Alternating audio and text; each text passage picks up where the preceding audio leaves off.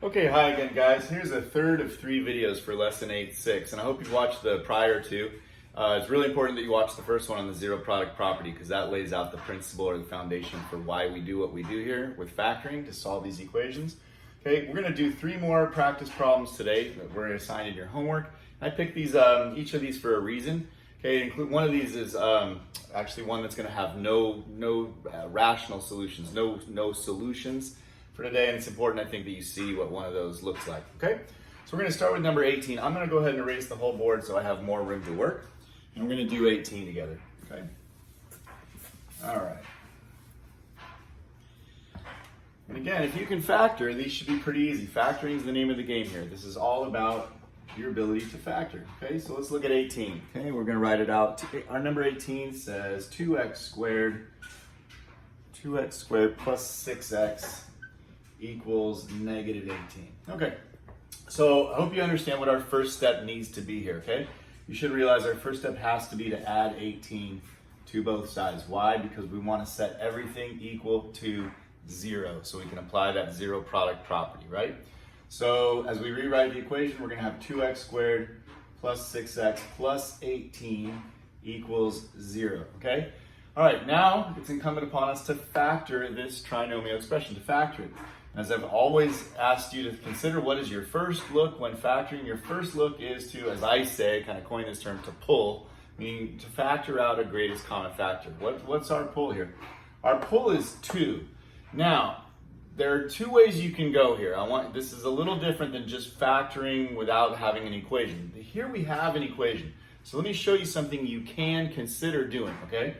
You can absolutely pull that 2 out, okay? You can factor the 2 out as you normally would and should, okay? Factor it out and you get x squared plus 3x plus 9, right?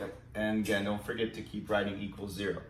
But what I want you to realize here and to understand, because it's important and it's helpful, is that when you have an equation and you pull out a constant numerical factor, like a 2, okay? You're pulling out a number, a numeric constant factor, okay?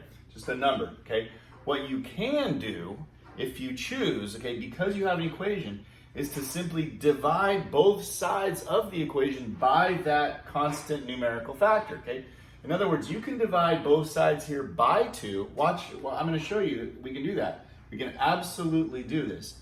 And what happens here? The 2's here cancel each other out on the left side.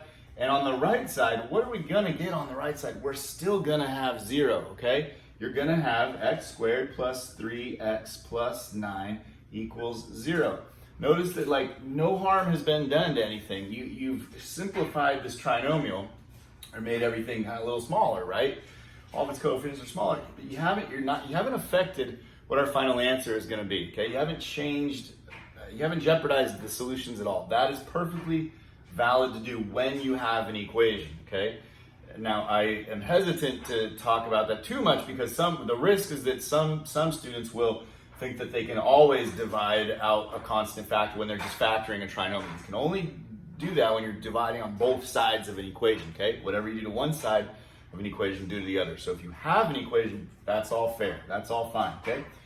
All right, so in fact, let me back up for a second because I want you to see that what you could consider doing and kind of what professional mathematicians would do here is when you realize you have that equation and there's a common factor of 2, and that's just a numerical common factor, you can consider just doing that right here, dividing everything by 2, okay? I call it hacking everything down by a factor of 2. You're gonna hack stuff down, right? You're going to get that x squared plus 3x plus 9 still equals 0, okay? You can do that. In fact, a lot of professional mathematicians, you get more advanced, you'll just kind of do that without even showing the divide by 2. You'll just do it, okay? But I just wanted to show you that that can be done, okay? And that's okay. So now we're here, okay? So now we still should at least try to factor this trinomial expression, okay? At least in this lesson. This is all about solving by factoring, okay? Let's try to factor. Well, this is not gonna factor, okay? A quick look at this will reveal that it is not factorable. The only way to make 9 as a product is 9 times 1, and there's no way a 9 and a 1 are going to come together to make 3. Okay, you're not going to get it. It's not going to factor. So I do like to see on paper that attempt. That's you showing me that, hey, I look to try to factor it, but it is not factorable. And what you can write at that point is not factorable. And what the answer is going to be here in this case for this lesson today, okay, is going to be no rational solutions. No rational solutions. I hesitate to say no solutions at all, because the true answer is that there actually are solutions to this. You just don't know how to get them yet, and they're actually going to be imaginary solutions, or also what we call complex solutions. And we don't get to that until another day, another lesson. I think it's lesson 8 and 9, okay?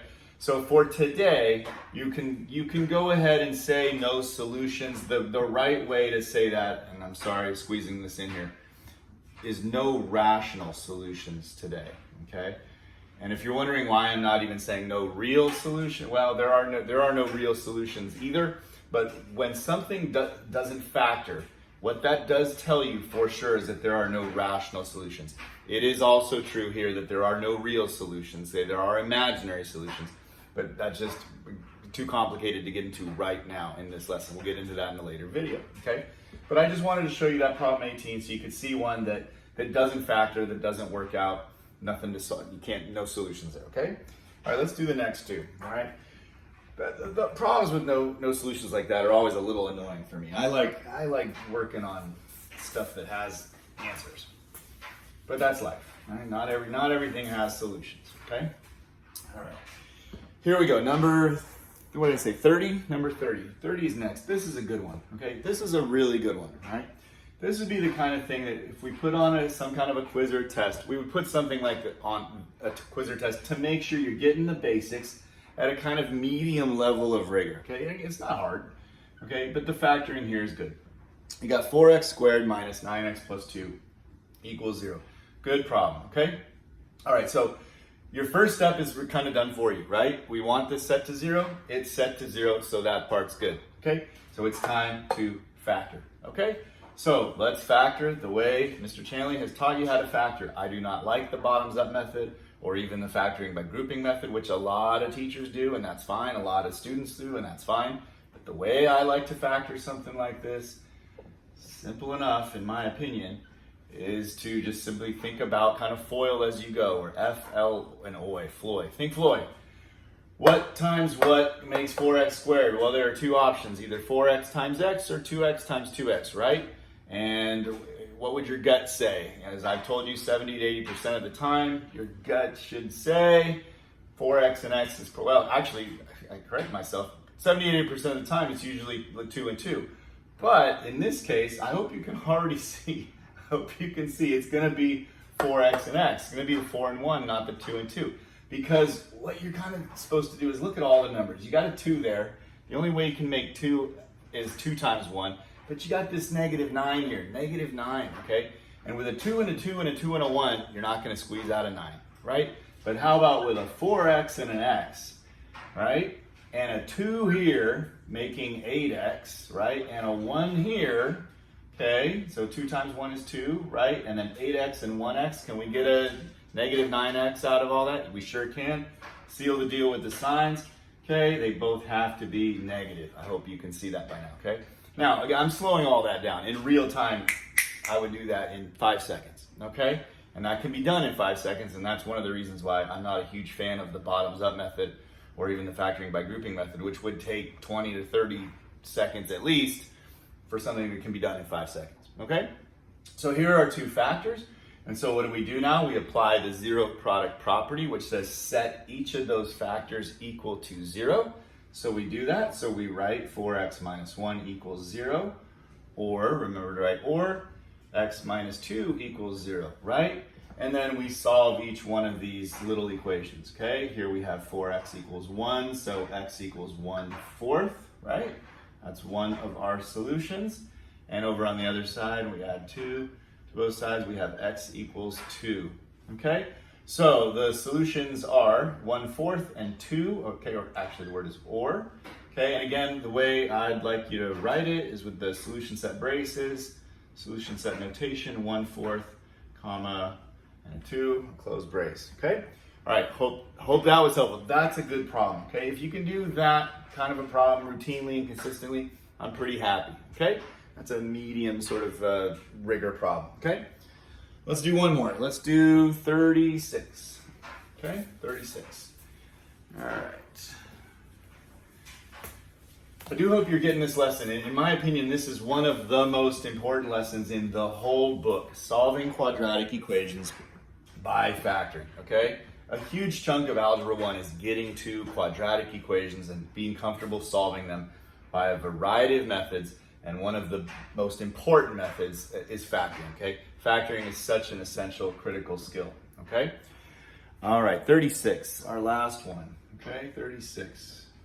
Last one in this video, at least. We've got 3x squared plus 12x plus 9 equals 0, okay?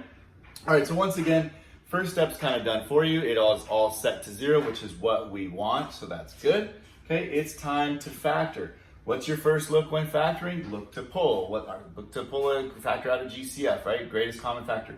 Do we have a greatest common factor? Yes, we do, and it is 3. So you can pull that 3 and rebuild, or if you were paying attention to what I just said a second ago, okay, what can you do in this case because we have an equation if you like? If you like, you may simply divide everything by 3, okay? Remember, you can't just do that when you're just factoring a trinomial or expression alone, when it's not an equation, okay? You can't just like erase that 3, okay? You'd pull it out and rebuild. But here, because you can do something to both sides, you can do that, okay? So what are we gonna get? We get a brand new trinomial that's a little simpler, right? X squared plus 4x plus 3 equals still 0. And that's the beauty of having 0 divided by anything is still going to be 0, right?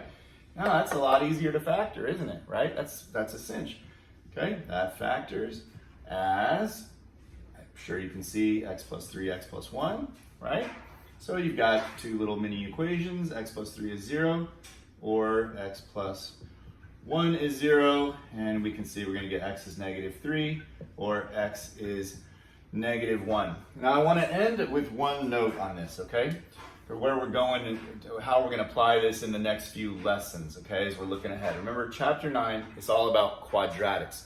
And when we get into graphing this stuff, we should know how do quadratic equations or quadratic functions graph. And you should know they graph as parabolas, right? Kind of bowl-shaped, U-shaped dishes, okay? In fact, every satellite dish is a parabola, right?